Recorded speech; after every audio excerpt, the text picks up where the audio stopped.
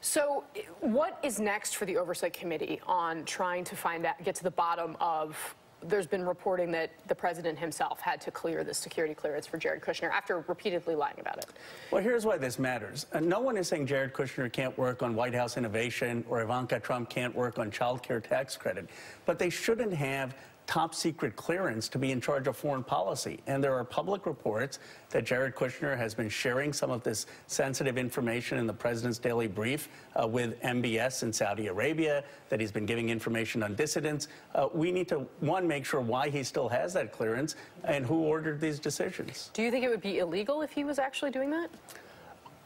Who knows? I mean, I don't want to speculate, but certainly it's compromising sensitive information, and we want to know what information he was handing over. The president, look, has the absolute right to give someone national security clearance, but the question is why? The question is, why are you overturning John Kelly, all your career officers, and why are you putting Kushner in charge of Middle East peace and having him on WhatsApp, as the public reports suggest, with the Crown Prince?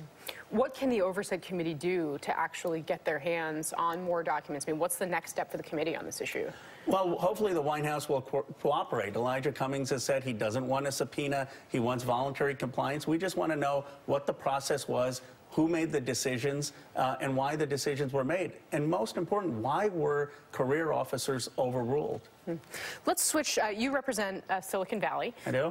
Which is a favorite topic on this show. And Elizabeth Warren made recently what is perhaps her boldest policy proposal yet, and it relates to big tech. Take a look.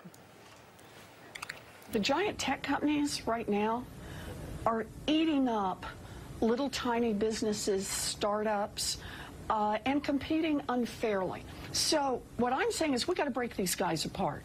You want to run a platform? That's fine. You don't get to run a whole bunch of the businesses as well. You want to run a business? That's fine. You don't get to run the platform. Think of it this way. It's like in baseball. You can be the umpire, or you can own one of the teams, but you don't get to be the umpire and own the teams. Now, you are a progressive. That's the wing of the party Elizabeth Warren is from. We're going to talk about Bernie Sanders a little bit later on in the show with you, so let's stick to Warren. Do you think this is a good policy proposal?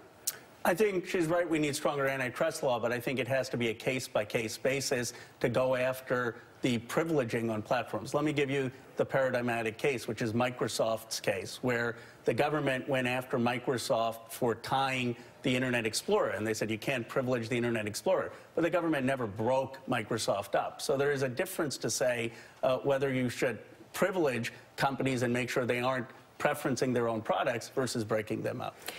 Let's take Facebook as a case. I mean, if you want to remove yourself from Facebook, you're now in a position where you have to take yourself off of Facebook, Instagram, WhatsApp. You know, they have sort of snapped up all these other, you don't have necessarily a lot of choice, right.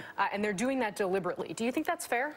No, well, I had said that when Facebook acquired WhatsApp and when they acquired Instagram, there should have been review. Those mergers were horizontal mergers. The FTC should have reviewed it. But now you can't just come in and say, let's break it up without a case-by-case process, due process in the Department of Justice and FTC. I think they need to review that. And you look at the history of Silicon Valley, whether it was Microsoft, whether it was AOL, whether it was Yahoo, whether it was eBay, these companies have lost and new companies have emerged. The key is to make sure they can't privilege their own products. I don't think necessarily breaking them up is necessary, and it certainly shouldn't be a political question. It should be a case-by-case question for the FTC or the DOJ. We should disclose to our viewers that you have endorsed and are a co-chair, national co-chair for Bernie Sanders as we talk about some of his opponents' policies. And I have great respect for Elizabeth Warren. We may have slight differences on this issue, but in general, I think she's terrific. Fair enough.